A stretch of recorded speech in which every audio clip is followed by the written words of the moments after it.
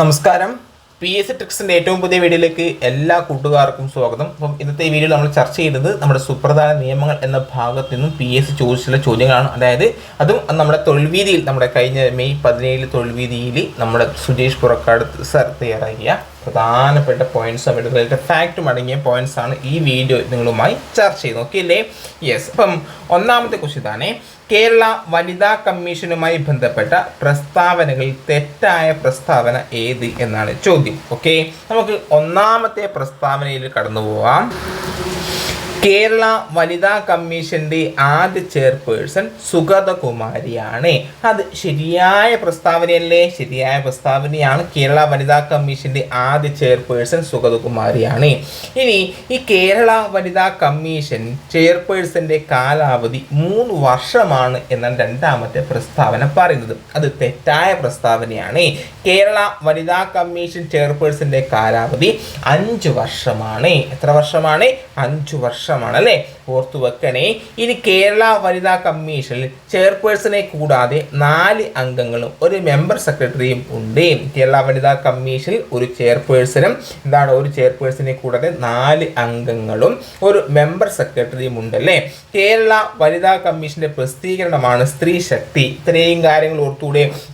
കേരള വനിതാ കമ്മീഷനുമായി ബന്ധപ്പെട്ടിട്ട് ശരിയായ 3 പ്രസ്താവനകളാണ് ഈ ഓപ്ഷനിൽ നമുക്ക് എടുക്കാൻ വേണ്ടി സാധിക്കുന്നത്. ഓക്കെ, 4 എന്നാണ് നമുക്ക് കറക്റ്റായിട്ട് 4 പോയിന്റ്സ് എടുത്തൂടെ എടുക്കാം അല്ലേ. അപ്പോൾ കേരള വനിതാ കമ്മീഷന്റെ കഴിഞ്ഞ പരീക്ഷയിൽ സെക്രട്ടറി പരീക്ഷയിൽ കേരള വനിതാ കമ്മീഷനുമായിട്ട് ചോദിച്ചിട്ടുണ്ട് അല്ലേ. അപ്പം കേരള വനിതാ കമ്മീഷന്റെ ആദ്യ ചെയർപേഴ്സൺ സുഗതകുമാരിയാണ്. കേരള വനിതാ കമ്മീഷൻ ചെയർപേഴ്സന്റെ കാലാവധി 5 വർഷമാണ്. അത് തിരിച്ച് പഠിക്കണം. ഓക്കെ, ഇനി കേരള വനിതാ കമ്മീഷൻ ചെയർപേഴ്സനെ കൂടാതെ 4 അംഗങ്ങളും ഒരു മെമ്പർ സെക്രട്ടറിയും ഉണ്ട്. അതുപോലെ കേരള വനിതാ കമ്മീഷന്റെ പ്രസിദ്ധീകരണമാണ് സ്ത്രീ ശക്തി. ഓക്കെ അല്ലേ. അപ്പം നമ്മൾ പറഞ്ഞു കേരള വനിതാ കമ്മീഷൻ ചെയർപേഴ്സന്റെ കാലാവധി 5 വർഷമാണെന്ന് പഠിച്ചു അല്ലേ. ഇനി ഈ കേരള വനിതാ കമ്മീഷൻ നിലവിൽ വന്നത് 1996 മാർച്ച് 14-ലാണ്. 1996 മാർച്ച് 14-ലാണ് കേരള വനിതാ കമ്മീഷൻ നിലവിൽ വന്നത്. ഇത്രയും കാര്യങ്ങൾ മനസ്സിലായില്ലേ? യെസ്. ഇനി നെക്സ്റ്റ് ക്വസ്റ്റ്യൻ, കുട്ടികൾക്കെതിരെയുള്ള ലൈംഗികാതിക്രമങ്ങൾ സംബന്ധിച്ച വിവരങ്ങൾ ശിശുക്ഷേമ സമിതിക്ക് പോലീസ് റിപ്പോർട്ട് ചെയ്യേണ്ടത് എത്ര മണിക്കൂറിനുള്ളിലാണ്? എന്താണ് ക്വസ്റ്റ്യൻ? കുട്ടികൾക്കെതിരെയുള്ള ലൈംഗികാതിക്രമങ്ങൾ സംബന്ധിച്ച വിവരങ്ങൾ ശിശുക്ഷേമ സമിതിക്ക് പോലീസ് റിപ്പോർട്ട് ചെയ്യേണ്ടത് എത്ര മണിക്കൂറിനുള്ളിലാണ് എന്ന് ചോദിച്ചാൽ പറയണം റിപ്പോർട്ട് ലഭിച്ച് 24 മണിക്കൂറിനുള്ളിൽ. റിപ്പോർട്ട് ലഭിച്ച് 24 മണിക്കൂറിനുള്ളിൽ എന്ത് വേണം? പോലീസ് റിപ്പോർട്ട് ചെയ്യേണ്ടതാണ്. ഓക്കെ അല്ലേ. ആർക്ക്?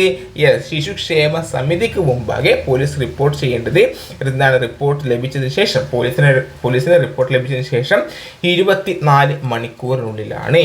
ഓക്കെ അല്ലേ. ഇനി കണക്റ്റിംഗ് പോയിന്റ്സ് നമുക്ക് നോക്കാം.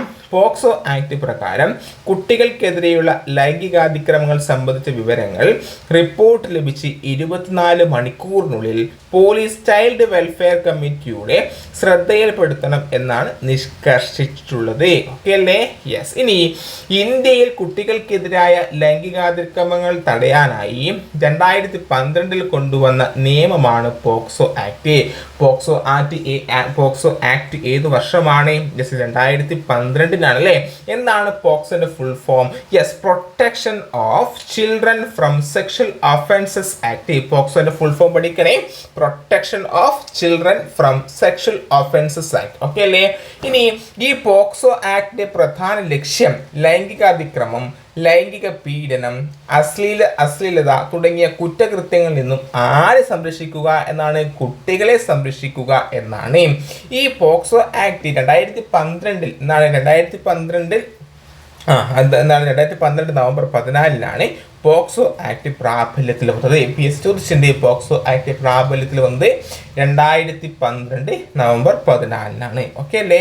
യെസ്. ഇനി 304B വകുപ്പ് പ്രകാരം സ്ത്രീധന മരണം എന്നാൽ എന്ത് ആണ് ചോദ്യം? എന്താണ് സ്ത്രീധന മരണം? എന്താണ് 304B വകുപ്പ് പ്രകാരം സ്ത്രീധന മരണം എന്നാൽ എന്ത് എന്ന് ചോദിച്ചാൽ പറയണം. എന്താണ്?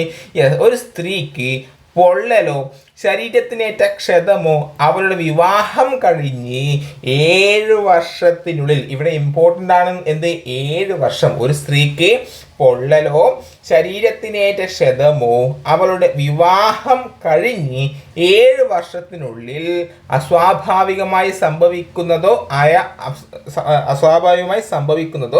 ആയ മരണമാണ് ഏത്, സ്ത്രീധന മരണമായിട്ട് എന്താണ് കണക്കാക്കുന്നത്. വിവാഹം കഴിഞ്ഞ് 7 വർഷമാണ്. അതാണ് ഹൈലൈറ്റ്. ചിലപ്പോൾ PSC ചോദിക്കുന്നത് 10 വർഷം, 12 വർഷം, 5 വർഷം, 3 വർഷം, അങ്ങനെയൊക്കെ എന്താണ് PSC തരാം, മാറ്റി ചോദിക്കാം. ഓക്കെ അല്ലേ? ഇവിടെ 15 വർഷം തന്നിട്ടുണ്ട്, 12 വർഷം തന്നിട്ടുണ്ട്. അതാണ് എന്ത്, നമ്മുടെ PSCയുടെ ട്രിക്ക്. നമുക്കൊരു കൺഫ്യൂഷൻ വരുത്താനുള്ള PSC ട്രിക്ക് അതാണ്. ഓക്കെ അല്ലേ? യെസ്. ഇനി സ്ത്രീധനവുമായി ബന്ധപ്പെട്ട മരണം പ്രതിപാദിക്കുന്ന ഇന്ത്യൻ ശിക്ഷാ നിയമത്തിലെ വകുപ്പ് 304B ആണ്. 304B എന്താണ്? സ്ത്രീധനവുമായി ബന്ധപ്പെട്ട മരണം പ്രതിപാദിക്കുന്ന ഇന്ത്യൻ ശിക്ഷാ നിയമത്തിലെ വകുപ്പാണ് 304B. ഓക്കെ അല്ലേ? ഒരു സ്ത്രീയുടെ മരണം സ്ത്രീധന മരണമാകണമെങ്കിൽ മരണത്തിന് തൊട്ടു മുമ്പ് സ്ത്രീധനത്തിനായുള്ള ഏതെങ്കിലും ആവശ്യത്തിൻ്റെ പേരിൽ ഭർത്താവോ ഭർത്താവിൻ്റെ ബന്ധുവോ മൂലം ക്രൂരതയ്ക്കോ ഉപദ്രവത്തിനോ വിധേയായിരിക്കണം. ഓക്കെ അല്ലേ? 304B എന്ന വകുപ്പ് ഇന്ത്യൻ ശിക്ഷാ നിയമത്തിൽ കൂട്ടിച്ചേർത്ത ഭേദഗതി 1986 ഭേദഗതിയാണ്. 304B അല്ലെ, സ്ത്രീധന മരണം. ആ 304B എന്ന വകുപ്പ് ഇന്ത്യൻ ശിക്ഷാ നിയമത്തിൽ കൂട്ടിച്ചേർത്ത ഭേദഗതി 1986 ഭേദഗതിയാണ്. ഓക്കെ അല്ലേ? നെക്സ്റ്റ് ക്വസ്റ്റ്യൻ, പ്രസ്താവനകൾ പരിഗണിക്കുക, ഏതാണ് ശരി എന്ന് പറയുക. ഓക്കെ അല്ലേ? അപ്പം വിവരാവകാശ നിയമവുമായി ബന്ധപ്പെട്ടിട്ടുള്ള 4 പ്രസ്താവനകളാണ് തന്നിട്ടുള്ളത്. അതിൽ ശരിയായ പ്രസ്താവനകൾ കണ്ടെത്താനാണ് പറഞ്ഞിട്ടുള്ളത്. Okay, yes. ഒന്നാമത്തെ പ്രസ്താവന, 2005 നിയമം നമ്പർ 22 എന്നാണ് വിവരാവകാശ നിയമം അറിയപ്പെടുന്നത്. ശരിയായ പ്രസ്താവനയാണ്. 2005 നിയമം നമ്പർ 22 എന്നാണ് വിവരാവകാശ നിയമം അറിയപ്പെടുന്നത്. ശരിയായ പ്രസ്താവനയാണ്. 2005 ഇന്ത്യ വിവരാവകാശ നിയമം നടപ്പിലാക്കിയത്. അതും ശരിയായ പ്രസ്താവനയാണ്. അതുപോലെ തന്നെ മൂന്നാമത്തെ പ്രസ്താവന, 2005 വിവരാവകാശ നിയമത്തിൽ 3 ഷെഡ്യൂളുകൾ ഉണ്ട്. അത് തെറ്റായ പ്രസ്താവനയാണ്. 2005 വിവരാവകാശ നിയമത്തിൽ എത്ര ഷെഡ്യൂളുകളാണുള്ളത്? 2 ഷെഡ്യൂളുകൾ ആണ് ഉള്ളത്. ഓക്കെ അല്ലേ? യെസ്. ഇനി ഇന്ത്യൻ ജനാധിപത്യത്തിൻ്റെ സൂര്യ തേജസ് എന്നറിയപ്പെടുന്നത് വിവരാവകാശ നിയമമാണ്. എന്താണ്? ഇന്ത്യൻ ജനാധിപത്യത്തിൻ്റെ സൂര്യ തേജസ് എന്നറിയപ്പെടുന്നത് വിവരാവകാശ നിയമമാണ്. മനസ്സിലായില്ലേ? നമുക്ക് നോക്കാം. ഇതിൽ 1, 2, 4 അതായത് ഓപ്ഷൻ ബി ആണ് ശരിയായിട്ടുള്ള ഉത്തരം വരുന്നത്. ഓക്കെ അല്ലേ? ഇനി രാജാവിൻ്റെ കൈവശമുള്ള വിവരങ്ങൾ അറിയാനായി 1766 സ്വീഡനിലാണ് ആദ്യമായി വിവരാവകാശ നിയമം നടപ്പിലാക്കിയത്. എവിടെയാണ്? സ്വീഡനിലാണ് അല്ലേ? രാജാവിൻ്റെ കൈവശമുള്ള വിവരങ്ങൾ അറിയാനായി 1766 സ്വീഡനിലാണ് ആദ്യമായി വിവരാവകാശ നിയമം നടപ്പിലാക്കിയത്. ഓക്കെ, ഇനി ഈ വിവരാവകാശ നിയമം ഇന്ത്യൻ പാർലമെന്റ് പാസാക്കിയത് എപ്പോഴാണെന്ന് PSC ചോദിച്ചിട്ടുണ്ട്. 2005 ജൂൺ 15. 2005 ജൂൺ 15 ഇന്ത്യൻ പാർലമെന്റ് വിവരാവകാശ നിയമം പാസാക്കിയത്. ഓക്കെ അല്ലേ? ഇനി 2005 ജൂൺ 15 ഇന്ത്യൻ പാർലമെന്റ് പാസാക്കിയ വിവരാവകാശ നിയമം 2005 ഒക്ടോബർ 12 ഇന്ത്യയിൽ വിവരാവകാശ നിയമം നിലവിൽ വന്നത്, പ്രാബല്യത്തിൽ വന്നത് എപ്പോഴാണ്? 2005 ഒക്ടോബർ 12. ഓക്കെ അല്ലേ? 2005 വിവരാവകാശ നിയമത്തിൽ 2 ഷെഡ്യൂളുകളാണ് ഉള്ളത്. 2005 വിവരാവകാശ നിയമത്തിൽ എത്ര ഷെഡ്യൂളുകളുണ്ട്? 2 ഷെഡ്യൂളുകൾ ആണുള്ളത്. മനസ്സിലായില്ലേ? ഞാൻ ഒന്നും കൂടി പറയാം. 2005 വിവരാവകാശ നിയമവുമായി ബന്ധപ്പെട്ടുള്ള ഏറ്റവും പ്രധാനപ്പെട്ട പോയിന്റ്സ് ആണ്.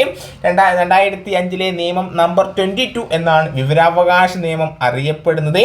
2005 ഇന്ത്യ വിവരാവകാശ നിയമം നടപ്പിലാക്കിയത്. വിവരാവകാശ നിയമം ഇന്ത്യൻ പാർലമെന്റ് പാസ്സാക്കിയത് 2005 ജൂൺ 15 എന്താണ് നിലവിൽ വന്നത് 2005 ഒക്ടോബർ 12 എന്ന കാര്യം ഓർത്തു വെക്കുക. ഓക്കെ അല്ലേ? ഇനി 2005 വിവരാവകാശ നിയമത്തിൽ എത്ര ഷെഡ്യൂളുകൾ ഉണ്ട്? 2 ഷെഡ്യൂളുകളാണ് ഉള്ളത്. അതുപോലെ ഇന്ത്യൻ ജനാധിപത്യത്തിന്റെ സൂര്യ തേജസ് എന്നറിയപ്പെടുന്നത് വിവരാവകാശ നിയമമാണ്. ഒന്ന് ഓർത്തു വെക്കുക. ഓക്കെ. യെസ്. ഇനി നെക്സ്റ്റ് ക്വസ്റ്റ്യൻ, കേരള വനിതാ കമ്മീഷൻ ആക്ട് വകുപ്പ് 19 പ്രതിപാദ്യ വിഷയം എന്ത് എന്നാണ് ചോദ്യം. ശരിയായ ഉത്തരം ഓപ്ഷൻ എ, കേരള വനിതാ കമ്മീഷൻ വാർഷിക റിപ്പോർട്ട് നിയമസഭ മുമ്പാകെ സമർപ്പിക്കണമെന്നാണ്. എന്താണ് ക്വസ്റ്റ്യൻ? കേരള വനിതാ കമ്മീഷൻ ആക്ട് 19 പ്രതിപാദ്യ വിഷയം എന്താണെന്ന് ചോദിച്ചാൽ കേരള വനിതാ കമ്മീഷൻ വാർഷിക റിപ്പോർട്ട് ആർക്കാണ്? നിയമസഭ മുൻപാകെ സമർപ്പിക്കണം എന്നതാണ്. Okay, yes. ഇനി നെക്സ്റ്റ്, ഈ കേരള വനിതാ കമ്മീഷൻ ആക്ടിലെ പ്രധാനപ്പെട്ട വകുപ്പുകൾ നമ്മൾ പറഞ്ഞു. എന്താണ് വകുപ്പ് 19 പറയുന്നത്? കേരള വനിതാ കമ്മീഷൻ വാർഷിക റിപ്പോർട്ട് നിയമസഭ മുൻപാകെ സമർപ്പിക്കണമെന്നാണ് അല്ലേ. ഇനി വകുപ്പ് 15 പറയുന്നത് വനിതാ കമ്മീഷന്റെ അധികാരങ്ങളാണ്. പീസ് ചോദിക്കുന്നത് ചിലപ്പോൾ ഇങ്ങനെയായിരിക്കും. വനിതാ കമ്മീഷൻ എന്താണ്? കേരള വനിതാ കമ്മീഷൻ വകുപ്പ് 15 പ്രതിപാദ്യ വിഷയം എന്താണെന്ന് ചോദിച്ചാൽ പറയണം വനിതാ കമ്മീഷന്റെ അധികാരങ്ങളാണ്. വനിതാ കമ്മീഷന്റെ അധികാരങ്ങൾ. ഇനി വനിതാ കമ്മീഷന്റെ സിറ്റിംഗ് വകുപ്പ് 20 എന്താ പറയുന്നത്? വനിതാ കമ്മീഷന്റെ സിറ്റിംഗ്. വകുപ്പ് 7 പറയുന്നത് ഫോറം. വകുപ്പ് 7 പറയുന്നത് കോറം എന്നാണ്. കോറം. ഓക്കെ അല്ലേ? യെസ്. ഇനി നെക്സ്റ്റ് ക്വസ്റ്റ്യൻ, തന്നിരിക്കുന്ന എന്തുമായാണ് 1997 വിശാഖ കേസ് ബന്ധപ്പെട്ടിരിക്കുന്നത്? എന്താണ് തന്നിരിക്കുന്നതിൽ എന്തുമായാണ് 1997 വിശാഖ കേസ് ബന്ധപ്പെട്ടിരിക്കുന്നത്? ഓക്കെ അല്ലേ? നമുക്കറിയാം ഉത്തരം ഓപ്ഷൻ സി ആണ്. ജോലി സ്ഥലത്തെ ലൈംഗിക അതിക്രമം തടയാനായി നിയമനിർമ്മാണം നടത്താൻ ആസ്പദമാക്കിയ കേസാണ് 1997 വിശാഖ കേസ്. എന്താണ്? ജോലി സ്ഥലത്തെ ലൈംഗിക അതിക്രമം തടയാനായി നിയമനിർമ്മാണം നടത്താൻ ആസ്പദമായ കേസാണ് 1997 വിശാഖ കേസ്. ഓക്കെ. കസ്റ്റഡി പീഡനം തടയാൻ ആസ്പദമായ നിയമനിർമ്മാണം നടത്താൻ പ്രേരകമായ കേസാണ് മധുര കേസ് 1979. ഏത്? 1979. കസ്റ്റഡി പീഡനം തടയാൻ ആസ്പദമായ നിയമനിർമ്മാണം നടത്താൻ പ്രേരകമായ കേസ് ഏത് ചോദിച്ചാൽ പറയണം അത് മധുര കേസ് 1979. ഓക്കെ. ഇനി വിവാഹബന്ധം വേർപ്പെടുത്തിയ മുസ്ലിം വനിതകൾക്ക് ജീവനാംശം നൽകാനായി നിയമനിർമ്മാണം നടത്താൻ ആസ്പദമായ കേസാണ് ഷാബാനു കേസ് 1985. എന്താണ് ഷാബാനു കേസ്? 1985. വിവാഹബന്ധം വേർപ്പെടുത്തിയ മുസ്ലിം വനിതകൾക്ക് ജീവനാംശം നൽകാനായി നിയമനിർമ്മാണം നടത്താൻ ആസ്പദമായ കേസാണ് ഷാബാനു കേസ് 1985. കേരളത്തിലെ സിറിയൻ ക്രിസ്ത്യാനികൾ വനിതകൾക്ക് തുല്യ പിന്തുടർച്ചാവകാശം നടപ്പിലാക്കാൻ ആസ്പദമായ കേസാണ് മേരി റോയ് കേസ് 1986. ഏത്? Mary Roy case 1986. ഓക്കെ അല്ലേ? ഇനി പ്രസ്താവനകൾ ശരിയായവ തിരഞ്ഞെടുക്കാനാണ് പറഞ്ഞിട്ടുള്ളത്. നമുക്ക് നോക്കാം. പ്രസ്താവനകളിൽ സംസ്ഥാന വനിതാ കമ്മീഷനെ നിയമിക്കുകയും നീക്കം ചെയ്യുവാനുള്ള അധികാരം സംസ്ഥാന സർക്കാരിനാണ്. ശരിയായ പ്രസ്താവനയാണോ? ശരിയായ പ്രസ്താവനയാണല്ലേ. സംസ്ഥാന വനിതാ കമ്മീഷൻ റിപ്പോർട്ട് സമർപ്പിക്കുന്നത് സംസ്ഥാന സർക്കാരിനാണ്. സംസ്ഥാന സർക്കാർ ഈ റിപ്പോർട്ട് നിയമസഭയ്ക്ക് സമർപ്പിക്കണം. എന്താണ് ഈ രണ്ട് പ്രസ്താവനകളും? എന്താണ്? രണ്ട് പ്രസ്താവനകൾ ശരിയാണ്. സംസ്ഥാന വനിതാ കമ്മീഷനെ നിയമിക്കുന്നതും നീക്കം ചെയ്യുവാനുള്ള അധികാരം സംസ്ഥാന സർക്കാരിനാണ്. അതുപോലെ സംസ്ഥാന വനിതാ കമ്മീഷൻ റിപ്പോർട്ട് സമർപ്പിക്കുന്നത് സംസ്ഥാന സർക്കാരിനാണ്. സംസ്ഥാന സർക്കാർ ഈ റിപ്പോർട്ട് നിയമസഭയ്ക്ക് സമർപ്പിക്കണം. മനസ്സിലായോ? യെസ്. ഇനി നെക്സ്റ്റ്, 1990 കേരള വനിതാ കമ്മീഷൻ നിയമത്തിലെ 5-ാം വകുപ്പ് പ്രകാരമാണ് കേരള വനിതാ കമ്മീഷൻ രൂപീകരിക്കപ്പെട്ടത്. കഴിഞ്ഞ PSC പരീക്ഷ ചോദിച്ചല്ലേ? എന്താണ് ചോദിച്ചത്? നമ്മുടെ ഏത് വകുപ്പ് പ്രകാരമാണ്? എന്താണ്? വിവരാവകാശ നിയമമാണെന്ന് തോന്നുന്നു അല്ലേ? വിവരാവകാശ നിയമം എന്താണ് നിയമിച്ചത്? വിവരാവകാശ നിയമം എന്താണ്? വിവരാവകാശ കമ്മീഷൻ നിയമിച്ചത് ഏത് നിയമപ്രകാരമാണെന്ന് ചോദിച്ചു. വളരെ ഇമ്പോർട്ടൻ്റ് ആണ്. 1990 കേരള വനിതാ കമ്മീഷൻ നിയമത്തിലെ കേരള വനിതാ കമ്മീഷൻ നിയമം 1990 വകുപ്പ് 5-ാം വകുപ്പ് പ്രകാരമാണ് കേരള വനിതാ കമ്മീഷൻ രൂപീകരിച്ചത്. കേരള സംസ്ഥാന വനിതാ കമ്മീഷൻ രൂപീകൃതമായത് 1996 മാർച്ച് 14. 1996 മാർച്ച് 14. ഓക്കെ. കേരള വനിതാ കമ്മീഷൻ ആക്ട് നിലവിൽ വന്നത് 1995. കേരള വനിതാ കമ്മീഷൻ ആക്ട് നിലവിൽ വന്നത് 1995. ഇനി കമ്മീഷനിൽ ഒരു ചെയർപേഴ്സൺ, 4 കൂടാത്ത അംഗങ്ങളെ, ഒരു സെക്രട്ടറി എന്നിവർ ഉണ്ടായിരിക്കും. ചെയർപേഴ്സൺ, അംഗങ്ങൾ എന്നിവർ സ്ത്രീകളായിരിക്കണം. ഓക്കെ അല്ലേ? സ്ത്രീകളുടെ പ്രശ്നങ്ങൾ കൈകാര്യം ചെയ്ത് അറിവും പരിചയവുമുള്ള ആളായിരിക്കണം ചെയർപേഴ്സൺ. ഒരംഗം പട്ടികജാതി പട്ടികവർഗത്തിൽ നിന്നുള്ള ആളായിരിക്കണം. കേരള വനിതാ കമ്മീഷനിലെ സ്ത്രീകളുടെ പ്രശ്നങ്ങൾ കൈകാര്യം ചെയ്ത് അറിവും പരിചയമുള്ള ആളായിരിക്കണം ആര്? ചെയർപേഴ്സൺ അല്ലേ. ഒരംഗം പട്ടികജാതി പട്ടികവർഗ വിഭാഗത്തിൽ നിന്നുള്ള ആളായിരിക്കണം. ഓർക്കുക, 1990 കേരള വനിതാ കമ്മീഷൻ നിയമത്തിലെ 5-ാം വകുപ്പ് പ്രകാരമാണ് കേരള വനിതാ കമ്മീഷൻ രൂപീകരിക്കപ്പെട്ടത്. കേരള സംസ്ഥാന വനിതാ കമ്മീഷൻ രൂപീകൃതമായത് 1996 മാർച്ച് 14 കേരള സംസ്ഥാന വനിതാ കമ്മീഷൻ ആക്ട് നിലവിൽ വന്നത് എപ്പോഴാണെന്ന് ചോദിച്ചാൽ പറയണം 1995. കമ്മീഷനിൽ ഒരു ചെയർപേഴ്സൺ, 4 കൂടാത്ത അംഗങ്ങൾ, ഒരു സെക്രട്ടറി എന്നിവർ ഉണ്ടായിരിക്കണം. ചെയർപേഴ്സൺ അംഗങ്ങൾ എന്നിവർ സ്ത്രീകളായിരിക്കണം. സ്ത്രീകളുടെ പ്രശ്നങ്ങൾ കൈകാര്യം ചെയ്ത് അറിവും പരിചയമുള്ള ആളായിരിക്കണം ചെയർപേഴ്സൺ. അതുപോലെ ഒരംഗം പട്ടികജാതി പട്ടികവർഗ വിഭാഗത്തിൽപ്പെട്ട ആളായിരിക്കണം. ഇനി ശരിയായ പ്രസ്താവന കണ്ടെത്താൻ പറഞ്ഞിട്ടുള്ളത് ദേശീയ പട്ടികജാതി പട്ടികവർഗ കമ്മീഷൻ സ്ഥാപിക്കാൻ കാരണമായ ഭരണഘടനാ ഭേദഗതി ഏതാണ്? ഭരണഘടന ശരിയായ പ്രസ്താവനകൾ 2ഉം 3ഉമാണ്. നമുക്ക് ശരിയായ പ്രസ്താവന നോക്കാം. പട്ടികജാതി പട്ടികജാതി വിഭാഗങ്ങളുടെ സാമ്പത്തികവും വിദ്യാഭ്യാസപരവുമായ വികസനവും തൊട്ടുകൂടായ്മയും പഠിക്കാൻ ഇന്ത്യ ഗവൺമെൻറ് നിയമിച്ച കമ്മിറ്റിയാണ് ഇളയ പെരുമാൾ കമ്മിറ്റി. അപ്പം ഇളയ പെരുമാൾ കമ്മിറ്റി എന്തിനാണ് നിയമിച്ചത്? പട്ടികജാതി വിഭാഗങ്ങളുടെ സാമ്പത്തികവും വിദ്യാഭ്യാസപരവുമായ വികസനവും തൊട്ടുകൂടായ്മയും പഠിക്കാൻ ഇന്ത്യ ഗവൺമെൻറ് നിയമിച്ച കമ്മിറ്റിയാണ് ഇളയ പെരുമാൾ കമ്മിറ്റി അല്ലേ. ഇനി ശരിയായ 3ാമത് പ്രസ്താവന പട്ടികജാതി പട്ടികവർഗ വിഭാഗങ്ങൾക്കെതിരെ മറ്റു വിഭാഗങ്ങൾ നടത്തുന്ന അതിക്രമങ്ങൾ കുറ്റകരമാകുന്ന നിയമം നിലവിൽ വന്നത് 1990 ജനുവരി 30 1990 ജനുവരി 30 ഒന്നുകൂടി ഞാൻ പറയാം. പട്ടികജാതി പട്ടികവർഗ വിഭാഗങ്ങൾക്കെതിരെ മറ്റു വിഭാഗങ്ങൾ നടത്തുന്ന അതിക്രമങ്ങൾ കുറ്റകരമാകുന്ന നിയമം നിലവിൽ വന്നത് 1990 ജനുവരി 30 ഓക്കെ അല്ലേ.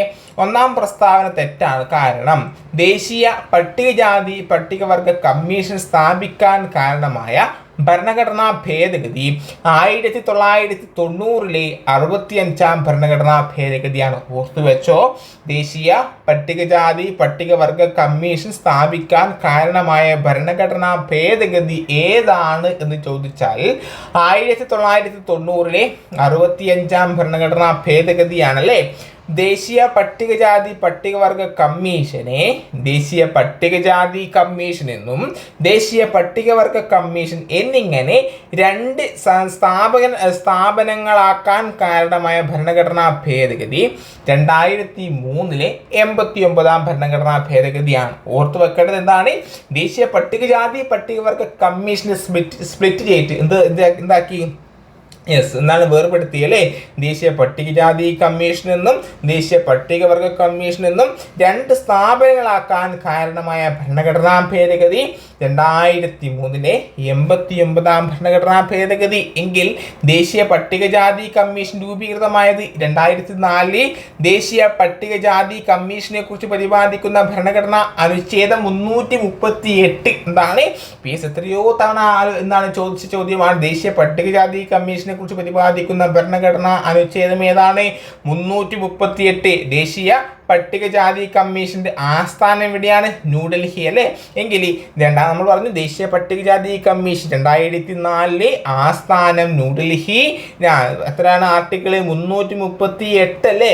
എങ്കിൽ ദേശീയ പട്ടികവർഗ കമ്മീഷൻ രൂപീകൃതമായ വർഷം 2004 തന്നെയാണ്. എങ്കിൽ ദേശീയ പട്ടികവർഗ കമ്മീഷനെ കുറിച്ച് പ്രതിപാദിക്കുന്ന ഭരണഘടനാ അനുച്ഛേദം 338A ആണല്ലേ. ദേശീയ പട്ടികവർഗ കമ്മീഷന്റെയും ആസ്ഥാനം എവിടെയാണ്? ന്യൂഡൽഹി തന്നെയാണ്. അത് ഓർത്ത് വെക്കുക. ഓക്കെ. ഇനി ഒരു കുട്ടിയെ സ്ഥിരമായി നേരിട്ടോ ഇലക്ട്രോണിക് അല്ലെങ്കിൽ ഡിജിറ്റൽ മാധ്യമങ്ങൾ ഉപയോഗിച്ചോ ലൈംഗിക ഉദ്ദേശത്തോടെ പിന്തുടരുന്നത് കുറ്റകരമാണെന്ന് പറയുന്ന പോക്സോ നിയമത്തിലെ സെക്ഷൻ ഏതാണ്? സെക്ഷൻ 11-4 ആണല്ലേ. 11-4 എന്താണ്? ഒരു കുട്ടിയെ സ്ഥിരമായി നേരിട്ടോ ഇലക്ട്രോണിക് അല്ലെങ്കിൽ ഡിജിറ്റൽ മാധ്യമങ്ങൾ ഉപയോഗിച്ചോ ലൈംഗിക ഉദ്ദേശത്തോടെ പിന്തുടരുന്നത് കുറ്റകരമാണെന്ന് പറയുന്ന പോക്സോ നിയമത്തിലെ സെക്ഷൻ 11(4) അല്ലേ. ഒരു കുട്ടിയെ ലൈംഗിക പീഡനത്തിന് വിധേയമാക്കിയെന്ന് കരുതുവാനുള്ള സാഹചര്യങ്ങൾ ഏതൊക്കെയാണെന്ന് ചോദിച്ചാൽ പറയണം. കുട്ടി കേൾക്കണമെന്ന ഉദ്ദേശത്തോടെ ലൈംഗിക ചുവയുള്ള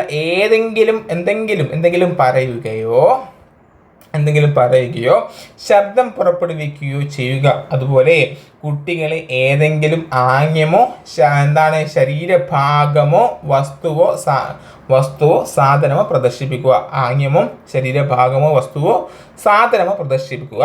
കുട്ടിയെ കൊണ്ട് തൻ്റെ ശരീരമോ ശരീരഭാഗങ്ങളോ മറ്റുള്ളവർക്ക് മുന്നിൽ പ്രദർശിപ്പിക്കുക. കുട്ടികളെ കൊണ്ട് തൻ്റെ ശരീരമോ ശരീരഭാഗങ്ങളോ മറ്റുള്ളവർക്ക് മുന്നിൽ പ്രദർശിപ്പിക്കുക. അശ്ലീലതയ്ക്ക് വേണ്ടി എന്തെങ്കിലും വസ്തു കുട്ടിയെ കാണിക്കുക. നേരിട്ടോ ഡിജിറ്റൽ മാധ്യമം മുഖേനയോ സ്ഥിരമായി കുട്ടിയെ പിന്തുടരുകയോ നിരീക്ഷിക്കുകയോ ബന്ധപ്പെടുകയോ ചെയ്യുക. ഇലക്ട്രോണിക് മാധ്യമം ഉപയോഗിച്ച് കുട്ടിയുടെ യാഥാർത്ഥ്യമോ കെട്ടിച്ചമച്ചതോ ആയ ലൈംഗിക പ്രവർത്തികളോ ശരീരഭാഗങ്ങളോ ഉപയോഗിക്കണമെന്ന് ഭീഷണിപ്പെടുത്തുക. അശ്ലീലകരങ്ങൾക്കായി കുട്ടിയെ വശീകരിക്കുകയോ അതിനായി പാരിതോഷികം നൽകുകയോ ചെയ്യുക. ഇത്രയും കാര്യങ്ങളാണ് ലൈംഗിക പീഡനത്തിൻ്റെ വിഭാഗത്തിൽ വരുന്നത്. Okay, yes. ഇവയിൽ ഏതാണ് പോക്സോ ആക്ടിലെ ഗൗരവകരമായ ലൈംഗികാതിക്രമത്തിനുള്ള ശിക്ഷ എന്നാണ് ചോദ്യം. എന്താണ് ഗൗരവകരമായ ലൈംഗികാതിക്രമത്തിനുള്ള ശിക്ഷ എന്താണെന്ന് ചോദിച്ചിട്ടുണ്ട്. PSC വളരെ ഇമ്പോർട്ടൻ്റ് ആയിട്ട് നമ്മുടെ PSC ചോദിക്കുന്നത്, നമുക്ക് തെറ്റാൻ വേണ്ടി ചോദിക്കുന്ന ചോദ്യമാണ്. എന്താണ് ശിക്ഷ? വളരെ ഇമ്പോർട്ടൻ്റ് ആണ്, പഠിച്ചു വെക്കുക. 7 വർഷത്തിൽ കുറയാത്തതും 5 വർഷത്തിൽ കുറയാത്തതും 7 വർഷം വരെയാകുന്നതുമായ തടവും പിഴയുമാണ് ഗൗരവകരമായ ലൈംഗികാതിക്രമത്തിനുള്ള ശിക്ഷയായിട്ട് നൽകുന്നത്. ഇത്രയാണ് 5 വർഷത്തിൽ കുറയാത്തതും 7 വർഷം വരെ ആകാവുന്നതുമായ തടവും പിഴയും. ഇനി ഗൗരവകരമായ ലൈംഗികാതിക്രമത്തിനുള്ള ശിക്ഷ 5 വർഷത്തിൽ കുറയാത്തതും 7 വർഷം വരെ ആകുന്നതുമായ തടവും പിഴയുമാണ് അല്ലേ. ഇനി ഗൗരവമായ പ്രവേശിത ലൈംഗികാതിക്രമത്തിൽ ലഭിക്കുന്ന ശിക്ഷ വകുപ്പ് 6(1) പ്രകാരം 20 വർഷത്തിൽ കുറയാത്തതും ജീവപര്യന്തം വരെയാകുന്നതുമായ തടവും പിഴശിക്ഷയും അല്ലെങ്കിൽ വധശിക്ഷയുമാണ്. ഗൗരവകരമായ പ്രവേശിത ലൈംഗികാതിക്രമത്തിൽ ലഭിക്കുന്ന ശിക്ഷ വകുപ്പ് 6(1) പ്രകാരം 20 വർഷത്തിൽ കുറയാത്തതും ജീവപര്യന്തം വരെയാകുന്നതുമായ തടവും പിഴശിക്ഷയും അല്ലെങ്കിൽ വധശിക്ഷയുമാണ് അല്ലേ. ലൈംഗികാതിക്രമത്തിനുള്ള ശിക്ഷ 3 വർഷത്തിൽ കുറയാത്തതും 5 വർഷം വരെ ആകുന്നതുമായ തടവും പിഴയുമാണ്. ഓക്കെ, ഇനി 2019 പോക്സോ ആക്ടിലെ ഭേദഗതി പ്രകാരം സെക്ഷൻ 4 വരുത്തിയ പ്രധാന മാറ്റങ്ങൾ എന്തൊക്കെയാണ്? സെക്ഷൻ 4(1) ശേഷം ഉപസെക്ഷനുകളായി 4(2), 4(3) എന്നിവ ഉൾപ്പെടുത്തി. 4 വരുത്തിയ മാറ്റം, പോക്സോ ആക്ടിലെ ഭേദഗതി പ്രകാരം മാറ്റം എന്താണെന്ന് ചോദിച്ചാൽ പറയണം. സെക്ഷൻ 4(1) ശേഷം ഉപസെക്ഷനുകളായി 4(2), 4(3) എന്നിവ ഉൾപ്പെടുത്തി. നെക്സ്റ്റ് ക്വസ്റ്റ്യൻ ആണ്, ദേശീയ പിന്നോക്ക വിഭാഗ കമ്മീഷനുമായി ബന്ധപ്പെട്ട പ്രസ്താവനകൾ ശരിയായവ തിരഞ്ഞെടുക്കാനാണ് പറഞ്ഞിട്ടുള്ളത്. ദേശീയ പിന്നാക്ക വിഭാഗ കമ്മീഷൻ. ഇതിൽ ശരിയായ പ്രസ്താവന തിരഞ്ഞെടുക്കുക. ഇതിൽ 2ഉം 4ഉം മാത്രമാണ് ശരിയായ പ്രസ്താവന. 2ഉം 4ഉം നമുക്ക് നോക്കാം. ആർട്ടിക്കിൾ 338B ദേശീയ പിന്നോക്ക വിഭാഗ കമ്മീഷനെ കുറിച്ച് പ്രതിപാദിക്കും. നമ്മൾ പഠിച്ചു അല്ലെ, കുറച്ച് നേരത്തെ പഠിച്ച കാര്യമാണ്. ദേശീയ പിന്നോക്ക വിഭാഗ കമ്മീഷന്റെ ആസ്ഥാനം എവിടെയാണ്? ന്യൂഡൽഹിയാണ്. 2004 രൂപീകൃതമായത്.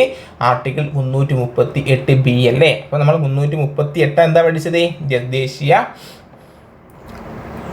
338A എന്താ പഠിച്ചത്? ദേശീയ പട്ടികവർഗ കമ്മീഷൻ. 338 ദേശീയ എന്താ പഠിച്ചത്? ദേശീയ പട്ടികജാതി കമ്മീഷൻ. 338A ദേശീയ പട്ടികവർഗ കമ്മീഷൻ. 338B ഇപ്പോഴെന്താണ്? 338B എന്താണ്? യെസ്, 338B എന്താടാ? ബി ദേശീയ പിന്നോക്ക വിഭാഗ കമ്മീഷൻ. ദേശീയ പിന്നോക്ക വിഭാഗ കമ്മീഷന്റെ പ്രഥമ ചെയർമാൻ ഭഗവാൻ ലാൽ സാഹ്നി ആയിരുന്നു എന്നാണ് തന്നിട്ടത്. അത് തെറ്റായ പ്രസ്താവനയല്ലേ? തെറ്റായ പ്രസ്താവനയാണല്ലേ. ദേശീയ പിന്നോക്ക വിഭാഗ കമ്മീഷന്റെ പ്രഥമ ചെയർമാൻ RN പ്രസാദ് ആയിരുന്നു. ഓർത്തു വെക്കുക, ദേശീയ പിന്നാക്ക വിഭാഗ കമ്മീഷന്റെ പ്രഥമ ചെയർമാൻ RN പ്രസാദ് ആണ്. 1993 ദേശീയ പിന്നോക്ക വിഭാഗ കമ്മീഷൻ രൂപീകൃതമായത്. ദേശീയ പിന്നാക്ക വിഭാഗ കമ്മീഷൻ രൂപീകൃതമായത് 1993 ദേശീയ പിന്നോക്ക വിഭാഗ കമ്മീഷന്റെ പ്രഥമ ചെയർമാൻ RN പ്രസാദ് ആണ്. ഭരണഘടനാ പദവി ലഭിച്ച ശേഷം ദേശീയ പിന്നോക്ക വിഭാഗ കമ്മീഷന്റെ ചെയർമാനായി നിയമിതനായത് ഭഗവാൻ ലാൽ സാഹ്നി. ഓർത്തിരിക്കേണ്ട കാര്യം, നമ്മൾ തെറ്റിപ്പോകാനുള്ള ഒരു ചാൻസ് ഉള്ള ഒരു ചോദ്യമാണ്. ദേശീയ ഭരണഘടനാ പദവി ലഭിച്ച ശേഷം ദേശീയ പിന്നോക്ക വിഭാഗ കമ്മീഷന്റെ ചെയർമാനായി നിയമിതനായതാണ് ഭഗവാൻ ലാൽ സാഹ്നി എങ്കിൽ ദേശീയ പിന്നോക്ക വിഭാഗ കമ്മീഷന്റെ പ്രഥമ ചെയർമാൻ RN പ്രസാദ് ആയിരുന്നു എന്ന കാര്യം തെറ്റാതെ ഓർത്ത് വെക്കുക. പിന്നാക്ക വിഭാഗ കമ്മീഷന് ഭരണഘടനാ പദവി ലഭിച്ച ഭേദഗതി 2012 102 ഭരണഘടനാ ഭേദഗതി, 2018 102 ഭരണഘടനാ ഭേദഗതി. ദേശീയ പിന്നോക്ക വിഭാഗ കമ്മീഷന് ഭരണഘടനാ ഭേദഗതി ലഭിച്ചത് 2018 102 ഭരണഘടനാ ഭേദഗതിയിലെ ദേശീയ പിന്നോക്ക വിഭാഗ കമ്മീഷൻ അംഗങ്ങളുടെ കാലാവധി 3 വർഷമാണ്. പ്രസ്താവന രീതിയിൽ ചോദിക്കാൻ ചാൻസ് ഉള്ള ഭാഗമാണ്. ദേശീയ പിന്നോക്ക വിഭാഗ കമ്മീഷന്റെ അംഗങ്ങളുടെ കാലാവധി 3 വർഷം. ദേശീയ പിന്നോക്ക വിഭാഗ കമ്മീഷൻ ചെയർമാനെ നിയമിക്കുന്നത് രാഷ്ട്രപതിയാണ് എന്ന കാര്യം ഓർത്തു വെക്കുക. ദേശീയ പിന്നോക്ക വിഭാഗ കമ്മീഷനെ നിയമിക്കുന്നത് രാഷ്ട്രപതിയാണ്. ഓക്കെ അല്ലേ? യെസ്. ഇനി പ്രസ്താവനകൾ പരിശോധിക്കുക. ഇതിൽ ശരിയായ പ്രസ്താവനകൾ കണ്ടെത്താനാണ് പറഞ്ഞിട്ടുള്ളത്. ഇതിൽ എല്ലാ പ്രസ്താവനകളും ശരിയാണ്. നമുക്ക് പ്രസ്താവനകൾ കടന്നു പോകാം. മാധ്യമങ്ങൾക്കുള്ള നടപടിയെക്കുറിച്ച് പറയുന്ന പോക്സോ ആക്ടിലെ സെക്ഷൻ 23 ആണ് അല്ലേ? മാധ്യമങ്ങൾക്കുള്ള നടപടികളെ കുറിച്ച് പറയുന്ന പോക്സോ ആക്ടിലെ സെക്ഷൻ ഏതാണ്? സെക്ഷൻ 23. അപൂർണവും ആധികാരികവുമല്ലാത്ത വിവരങ്ങളുടെ അടിസ്ഥാനത്തിൽ ഒരു കുട്ടിയുടെ അഭിമാനത്തിനും സ്വകാര്യതയ്ക്കും കോട്ടം വരുത്തുന്ന വിവരങ്ങൾ മാധ്യമങ്ങൾ വഴി പരസ്യപ്പെടുത്തരുത്. അതുപോലെ മാധ്യമത്തിലെ റിപ്പോർട്ടിലൂടെയും കുട്ടിയെ തിരിച്ചറിയുന്ന തരത്തിൽ പേര്, വിലാസം, ഫോട്ടോ, കുടുംബ വിവരങ്ങൾ, സ്കൂൾ, അയൽപ്പക്കങ്ങൾ, കുട്ടിയെ തിരിച്ചറിയാൻ സഹായിക്കുന്ന മറ്റു വിവരങ്ങൾ എന്നിവയടങ്ങിയ റിപ്പോർട്ടുകൾ വെളിപ്പെടുത്തിയാൽ 6 മാസം മുതൽ 1 വർഷം വരെ തടവിനും പിഴയ്ക്കും അല്ലെങ്കിൽ രണ്ടിനും കൂടി ശിക്ഷിക്കപ്പെടുന്നതാണ്. ഓക്കെ അല്ലേ? അപ്പം പോക്സോ ആക്ടുമായി ബന്ധപ്പെട്ടുള്ള ശരിയായ പ്രസ്താവനയാണ്. എല്ലാ പ്രസ്താവനയും ശരിയാണ്. കേസ് വിചാരണ ചെയ്യുന്ന സ്പെഷ്യൽ കോടതിക്ക് കുട്ടിയുടെ താല്പര്യപ്രകാരം വെളിപ്പെടുത്തലുകൾ നടത്താം. ഇതാണ് കേസ് വിചാരണ ചെയ്യുന്ന സ്പെഷ്യൽ കോടതികൾക്ക് കുട്ടിയുടെ താല്പര്യപ്രകാരം വെളിപ്പെടുത്തലുകൾ നടത്താം അല്ലേ? ഇനി ജീവനക്കാർ ചെയ്യുന്ന കുറ്റകൃത്യങ്ങൾക്കും വീഴ്ചകൾക്കും പ്രസാധകനോ മാധ്യമ ഉടമയോ ഒറ്റയ്ക്കോ കൂട്ടായും ബാധ്യസ്ഥനായിരിക്കും. ജീവനക്കാർ ചെയ്യുന്ന കുറ്റകൃത്യങ്ങൾക്ക് വീഴ്ചകൾക്കും പ്രസാധകനോ മാധ്യമ ഉടമയോ ഒറ്റയ്ക്കും കൂട്ടായും ബാധ്യസ്ഥനായിരിക്കും. ഓക്കെ അല്ലേ? യെസ്. ഇനി നെക്സ്റ്റ് ക്വസ്റ്റ്യൻ. ചീഫ് ഇൻഫർമേഷൻ കമ്മീഷണറെയും ഇൻഫർമേഷൻ കമ്മീഷണർമാരെയും രാഷ്ട്രപതി നിയമിക്കുന്നതുമായി ബന്ധപ്പെട്ട വകുപ്പ് ഏത്? ചീഫ് ഇൻഫർമേഷൻ കമ്മീഷണറെയും ഇൻഫർമേഷൻ കമ്മീഷണർമാരെയും രാഷ്ട്രപതി നിയമിക്കുന്നതുമായി ബന്ധപ്പെട്ട വകുപ്പ് ഏത് എന്ന് ചോദിച്ചാൽ പറയണം. ഏതാണ്? യെസ്, വകുപ്പ് 12(3). 3 അംഗ കമ്മിറ്റിയുടെ ശുപാർശ പ്രകാരമാണ് ചീഫ് ഇൻഫർമേഷൻ കമ്മീഷണർമാരെയും ഇൻഫർമേഷൻ കമ്മീഷണർമാരെയും രാഷ്ട്രപതി നിയമിക്കുന്നത്. ആരാ നിയമിക്കുന്നത്? രാഷ്ട്രപതിയാണ്. ഇനി ആരൊക്കെയാണ് ആ 3 അംഗ കമ്മിറ്റിയിലെ അംഗങ്ങൾ? പ്രധാനമന്ത്രി, കമ്മിറ്റിയുടെ അധ്യക്ഷനായ പ്രധാനമന്ത്രി, അതുപോലെ തന്നെ ലോകസഭാ പ്രതിപക്ഷ നേതാവ്, പ്രധാനമന്ത്രി, ലോകസഭാ പ്രതിപക്ഷ നേതാവ്. ഇനി ഈ പ്രധാനമന്ത്രി നാം നിർദ്ദേശം ചെയ്യുന്ന ഒരു കേന്ദ്രമന്ത്രിയും ഉൾപ്പെടെയാണ് ദേശീയ വിവരാവകാശം ഇൻഫർമേഷൻ കമ്മീഷണർമാരെയും ശുപാർശ ചെയ്യുന്നല്ലേ. അപ്പം 3 അംഗ കമ്മിറ്റി ശുപാർശ പ്രകാരമാണ് ചീഫ് ഇൻഫർമേഷൻ കമ്മീഷണറെയും ഇൻഫർമേഷൻ കമ്മീഷണർമാരെയും ആര് നിയമിക്കുന്നത്? രാഷ്ട്രപതി നിയമിക്കുന്നത്. ആ 3 അംഗങ്ങൾ ആരൊക്കെയാണ്? പ്രധാനമന്ത്രി, അതുപോലെ തന്നെ ലോകസഭാ പ്രതിപക്ഷ നേതാവ്, അതുപോലെ തന്നെ പ്രധാനമന്ത്രി നാം നിർദ്ദേശം ചെയ്യുന്ന ഒരു കേന്ദ്രമന്ത്രിയും അടങ്ങുന്നതാണ് ഏത്? ആ 3 അംഗ സമിതി. ഇനി നെക്സ്റ്റ് ക്വസ്റ്റ്യൻ ആണ്. വിവരാവകാശ നിയമത്തിൽ നിന്നും സംരക്ഷിക്കപ്പെട്ട സ്ഥാപനങ്ങൾ ഉൾപ്പെട്ട പട്ടിക എത്രയാണ്? പട്ടിക 2 ആണ് അല്ലേ? വിവരാവകാശ നിയമത്തിൽ നിന്നും സംരക്ഷിക്കപ്പെട്ട സ്ഥാപനങ്ങൾ ഉൾപ്പെട്ട പട്ടിക 2 ആണ്. ഇനി മുഖ്യ വിവരാവകാശ കമ്മീഷണറുടെയും വിവരാവകാശ കമ്മീഷണർമാരുടെയും പ്രതിജ്ഞയുടെ ഫോറം എത്രയാണ്? പട്ടിക 1. വിവരാവകാശ നിയമത്തിലെ ആകെ വകുപ്പുകളുടെ എണ്ണം 31. ആകെ അധ്യായങ്ങൾ വിവരാവകാശ നിയമത്തിലെ ആകെ അധ്യായങ്ങൾ ചോദിച്ചാൽ 6. ആകെ ഷെഡ്യൂളുകൾ ചോദിച്ചാൽ 2. എത്രയാണ് ഷെഡ്യൂളുകൾ? 2. അധ്യായങ്ങൾ 6. ഷെഡ്യൂള് 2, അധ്യായങ്ങൾ 6, ആകെ വകുപ്പുകൾ എത്രയാണ് കൂട്ടുകാരെ? 31. ഓക്കെ അല്ലേ? ഇനി കേന്ദ്ര മുഖ്യ വിവരാവകാശ കമ്മീഷണറുടെയും വിവരാവകാശ കമ്മീഷണർമാരുടെയും സത്യപ്രതിജ്ഞയുമായി ബന്ധപ്പെട്ട വകുപ്പ് PSC ചോദിച്ചതാണ്. വകുപ്പ് 13-3. എന്താണ്? 13-3. ഓക്കെ അല്ലേ? കേന്ദ്ര വിവരാവകാശ കമ്മീഷൻ രൂപീകരണവുമായി ബന്ധപ്പെട്ട വകുപ്പ് 12-1. ചീഫ് ഇൻഫർമേഷൻ കമ്മീഷണറുടെയും ഇൻഫർമേഷൻ കമ്മീഷണർമാരും രാഷ്ട്രപതി നിയമിക്കുന്നതുമായി ബന്ധപ്പെട്ട വകുപ്പ് 12-3. ഓക്കെ അല്ലേ? യെസ്. ഇനി ചീഫ് ഇൻഫർമേഷൻ കമ്മീഷണറും ഇൻഫർമേഷൻ കമ്മീഷണർമാരും പാർലമെന്റ് അംഗമോ നിയമസഭയിലെ അംഗമോ ആയിരിക്കുകയോ ഏതെങ്കിലും ആദായകരമായ തൊഴിൽ തുടരുകയോ ചെയ്യാൻ പാടില്ല എന്ന് പ്രതിപാദിക്കുന്ന വകുപ്പ് 12-6. ഓക്കെ അല്ലേ? യെസ്. അപ്പം ഇത്രയും വിവരങ്ങളാണ്, ചോദ്യങ്ങളാണ് ഈ വീഡിയോയിൽ പാർട്ട് 1 ആയ ഈ വീഡിയോയിൽ നിങ്ങളുമായി ചർച്ച ചെയ്തത്. ഇതിൻ്റെ ബാക്കി നമുക്ക് മറ്റൊരു വീഡിയോയിൽ എന്താക്കാം, ചർച്ച ചെയ്യാം. ഈ വീഡിയോ സെക്ഷൻ നിങ്ങൾക്ക് ഇഷ്ടപ്പെട്ടെങ്കിൽ ലൈക്ക് ചെയ്യുക. നിങ്ങളുടെ അഭിപ്രായങ്ങൾ ഈ വീഡിയോന് താഴെ കമൻറ്റ് ചെയ്യാൻ മറക്കരുത്. ഇനി നമുക്ക് എന്തൊക്കെയുണ്ട്, ഉപഭോക്തൃ സംരക്ഷണ നിയമം പറയാനുണ്ട്. അതുപോലെ തന്നെ കൂടുതൽ കാര്യങ്ങൾ നമുക്ക് എന്താക്കാം അടുത്ത വീഡിയോ ചർച്ച ചെയ്യാം. വീണ്ടും മറ്റൊരു ദിവസം കാണാം. Bye, see U.